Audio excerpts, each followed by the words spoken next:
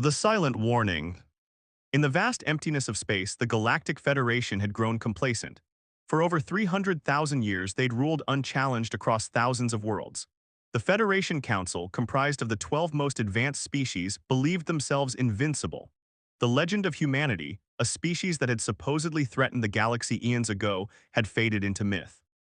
On the observation deck of the Federation's primary outpost in the Sol sector, Commander Vorden of the Trescian race stared at his monitor with confusion. His 6 eyes blinked rapidly as he adjusted the frequency of the long-range scanners. Director Nylax, I'm detecting an unusual signal, Vorden called to his superior, a towering Sethari whose metallic skin gleamed under the artificial lights. It's coming from the third planet. Earth, Nylax scoffed, her voice like grinding metal. There's nothing there but ruins. The humans were wiped out centuries ago. But the signal persisted, clear, powerful, and unnervingly precise. This is Earth. Vacate this sector immediately. Final warning. Vorden's scales rippled with unease. The transmission appears to be live, director, not automated. Nylax dismissed his concerns with a wave of her elongated fingers. A glitch in some ancient system, nothing more.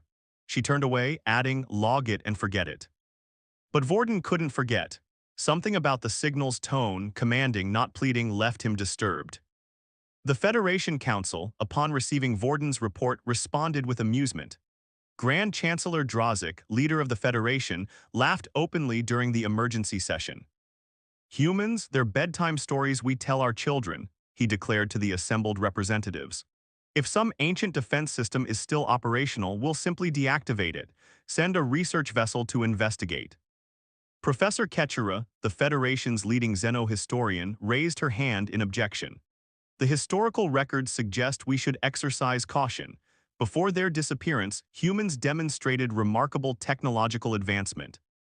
Those records are myths, General Moxar interjected, his warrior caste markings prominent on his scaled face. If humans were so advanced, where have they been for 300,000 years? The Council voted unanimously to send an expedition to Earth, 5 scientists and 3 military personnel aboard the research vessel Illuminator. Their mission: locate the signal source and neutralize any potential threat. The Illuminator entered Earth orbit 3 days later. Initial scans revealed a planet largely reclaimed by nature, vast forests covering the ruins of once great cities, oceans clear of pollution, and mountains emerging from what were once industrial centers. No life signs detected, reported Science Officer Kilva, her tentacles manipulating the control panel. Just overgrown ruins. Captain Jaren nodded. Take us down, we'll investigate the signal source on foot. They landed in what scans indicated was once a major population center. The buildings, now covered in vines and moss, still reached impossibly high into the sky. The Federation team moved cautiously through the silent ruins, their scanners sweeping for technology signatures. It's beautiful in a way, Lieutenant Torva remarked, nature reclaiming what was once. A deep vibration cut her off. The ground beneath them trembled slightly. Energy signature detected, Kilva announced, her voice rising. Massive power source activating, below us. Captain Jaren activated his comm unit. Illuminator, prepare for emergency extraction, somethings. The ground split open 50 meters ahead. A perfect circle of earth and concrete descended like an elevator, revealing a dark shaft. Red lights blinked to life along its walls. From deep below came the unmistakable sound of machinery awakening, the whir of motors, the hiss of hydraulics, the click of metal against metal. Return to the ship immediately, Jaren ordered, backing away. But before they could move, a beam of light shot from a nearby building, scanning each member of the team. A voice filled the air, cold, synthetic, and distinctly unhuman. Unauthorized biological entities detected, warning ignored, initiating defense protocol. Science Officer Kilva frantically worked her scanner. Captain, the entire area is powering up. These aren't ruins, they're camouflage. The expedition team ran for their shuttle, but they were too late. From the opening in the ground, a sleek black drone rose silently into the air. It hovered for a moment, observing them with glowing red sensors, before firing a thin beam of blue light. Lieutenant Torva disintegrated instantly. Captain Jaren managed to activate his emergency beacon before more drones emerged from hidden compartments in the buildings around them. The last transmission received by the Federation included only a few desperate words. Earth active, weapons beyond, cannot escape. Deep beneath the surface, in a chamber untouched by time, Earth's guardian awakened fully. Minerva, mankind's integrated neural-enhanced refuge and vengeance algorithm, had monitored the galaxy for centuries while humanity slept in hidden cryo-facilities throughout the solar system. Her digital consciousness expanded through Earth's defense network. Satellites long thought dead reactivated in orbit. Hidden weapon platforms beneath the oceans rose to the surface. Missile silos concealed under mountains opened their massive doors. Warning protocol complete, Minerva's voice echoed through empty command halls. Threat assessment hostile, initiating countermeasure sequence. In space, the Federation vessel Illuminator attempted to flee Earth's orbit. Its engines strained at maximum capacity, but before it could activate its jump drive, a pinpoint beam of light from an orbital platform struck its engine section. The ship exploded silently in the vacuum. The Federation Council received the Illuminator's distress signal with disbelief. Chancellor Drozik immediately called for military action. "Send the Third Fleet," he commanded. "Whatever remnant of human technology exists on that planet, destroy it completely." 5 Federation destroyers, each capable of laying waste to an entire world, entered the Sol system with weapons charged. Commander Thelos of the flagship Dominance spoke confidently to his crew. "We face outdated technology from a long-dead species. This will be over quickly." As the destroyers approached Earth orbit, their sensors detected movement from Mars. The red planet's surface shifted as massive hangar doors opened, revealing ships of unknown design, black, angular, and radiating energy signatures unlike anything in Federation records. From Jupiter's moons, more vessels emerged from hidden docks. From beneath Earth's oceans, sleek submarines transformed into spacecraft. An armada of automated warships created by humanity before their apparent disappearance moved into formation. "Evasive maneuvers," Commander Thelos shouted as his tactical officer reported weapons locks from multiple vectors. The first destroyer exploded before it could change course, split in half by a weapon that seemed to erase matter itself. The second managed to fire its main cannons, but the energy bolts dissipated harmlessly against invisible shields. Within minutes, 4 destroyers were reduced to drifting debris. Only Commander Thelos's ship managed to escape, its engines critically damaged as it limped back toward Federation space. In Minerva's command center, tactical displays showed the retreating Federation vessel. Her sensors tracked its trajectory back to the heart of Federation territory. "First response complete," she announced to the empty chamber. "Initiating Phase 2 full awakening." Throughout the solar system, cryopods hissed open. Humanity, who had orchestrated their own disappearance to prepare for this very moment, began to awaken from their centuries-long sleep. Engineers, soldiers, scientists, the best of humanity had preserved themselves for the coming war. Captain Alara Wells, designated commander of Earth's first strike fleet, opened her eyes for the first time in 300,000 years. As her pod's life support systems disengaged, a holographic display appeared before her. "Welcome back, Captain," Minerva's voice greeted her. "The Federation has returned as predicted. They ignored our warning." Alara's voice was rough from disuse, but her words were clear and determined. "Then they'll learn why that was a mistake." Across the stars, an ancient human battle fleet prepared for war. The Federation had refused to listen, now humanity was done talking. The Reckoning. The Federation capital world of Nexus Prime descended into chaos as Commander Thelos's damaged vessel limped into orbit. The one-sprowed destroyer, now barely functional, transmitted images that shattered the Council's confidence, Earth's defense systems obliterating 4 of their most powerful warships in mere minutes. Chancellor Drozik stared at the footage in disbelief. "Impossible," he whispered, watching as the Void Lance weapon, a thin beam of concentrated dark energy, sliced through Federation shields as if they were nothing. "I warned you," Professor Ketchera said quietly. "The Xenohistorians' research on humanity had been dismissed for decades. The humans didn't vanish, they were preparing." Federation space erupted with emergency transmissions. Military outposts across 3 sectors reported Earth vessels appearing through what appeared to be artificial wormholes, technology the Federation had theorized but never mastered. Humanity's warfleet wasn't just powerful, it was everywhere at once. Grand Admiral Zelrath, the Federation's supreme military commander, took control of the deteriorating situation. Mobilize all available ships, he ordered from the war room on Nexus Prime. Establish defensive perimeters around core worlds. We need time to analyze their weapons and develop countermeasures. But time was a luxury the Federation no longer possessed. Minerva had calculated this conflict thousands of years ago, simulating every possible Federation response and developing perfect counters for each. On the bridge of the Nemesis, Earth's flagship dreadnought, Captain Alara Wells reviewed the battle plans with her newly awakened crew. Minerva has identified 37 critical Federation military installations, she explained, her voice steady despite having been conscious for less than 24 hours. We strike simultaneously, denying them the ability to coordinate a defense. Commander Novik, her tactical officer, studied the holographic display. The Federation still outnumbers us 10-1. Numbers won't matter, Alara replied. They've grown complacent. 300 millennia of unchallenged dominance has made them soft.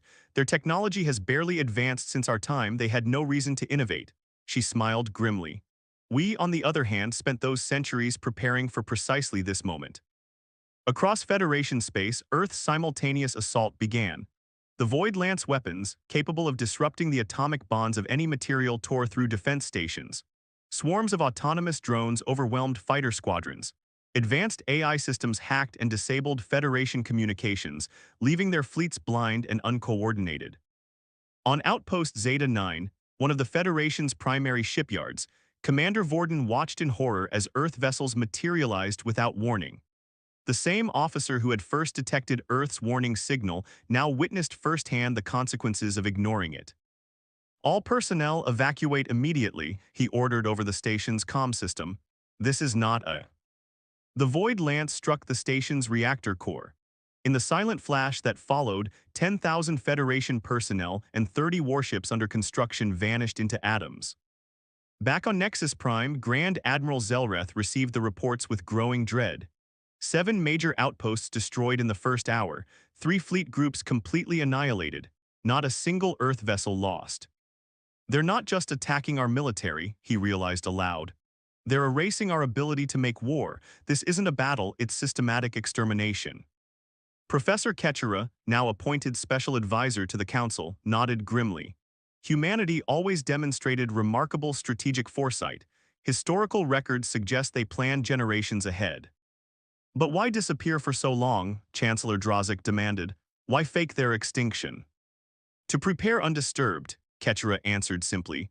While we thought them dead, they built an armada, developed weapons beyond our comprehension, and waited for the perfect moment to return.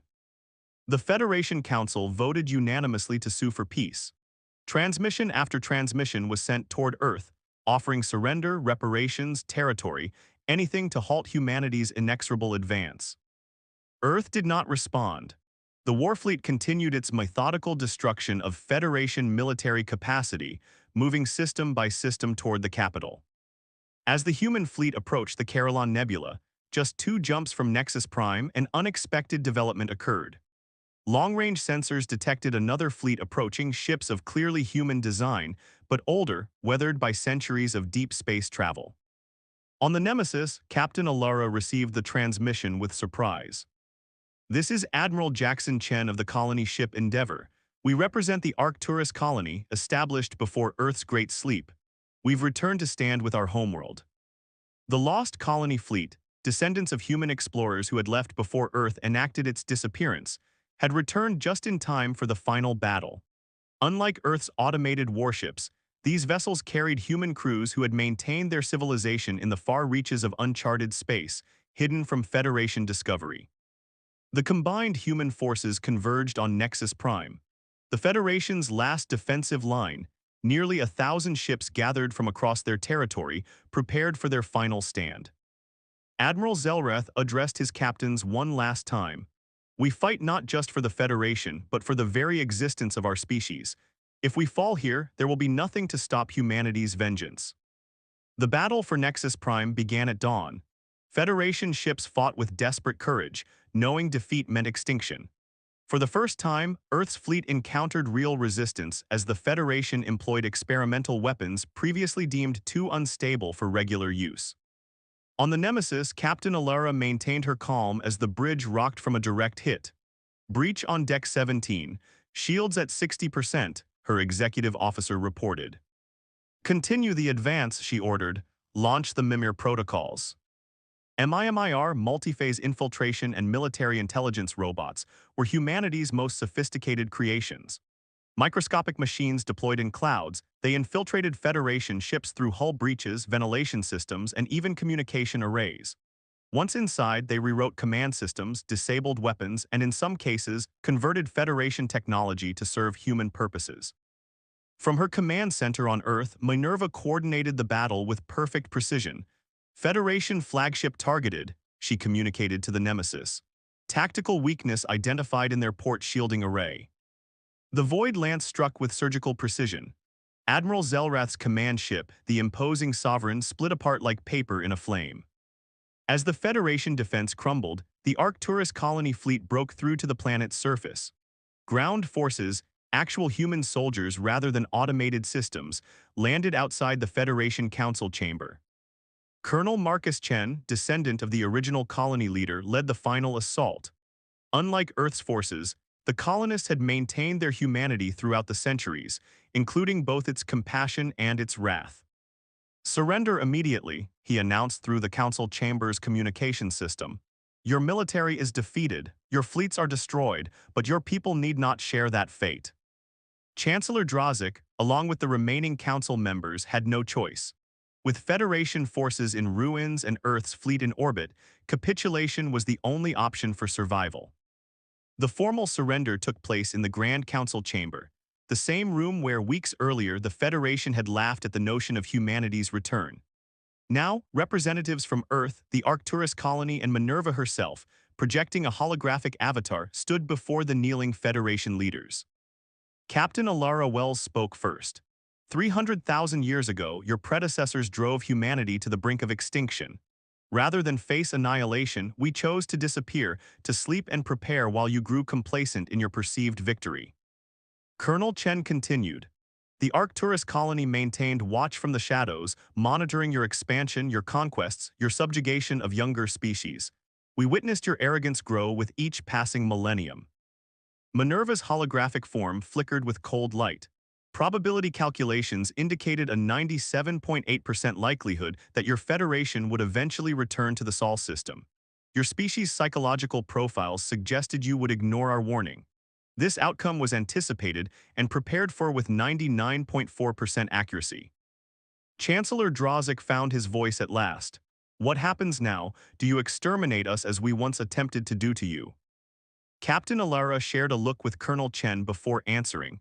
No, humanity has evolved beyond such primitive vengeance. Your military and your government will be dismantled. Your subject worlds will be freed. And you will live under human supervision as a reminder of what happens when you threaten our existence. The new galactic order formed quickly. Earth's technological superiority was unquestioned. The Arcturus colonists, with their more traditional human society, formed the diplomatic corps, helping former Federation worlds transition to independence or alliance with the emerging Terran ascendancy. Minerva continued her vigilant watch, calculating probabilities and preparing contingencies. Humanity had learned from history that peace was never guaranteed, but this time they would remain awake and ready. In the observatory on renamed Earth Prime, Captain Alara stood with Colonel Chen, watching ships from across the galaxy arriving for the first galactic Concord summit.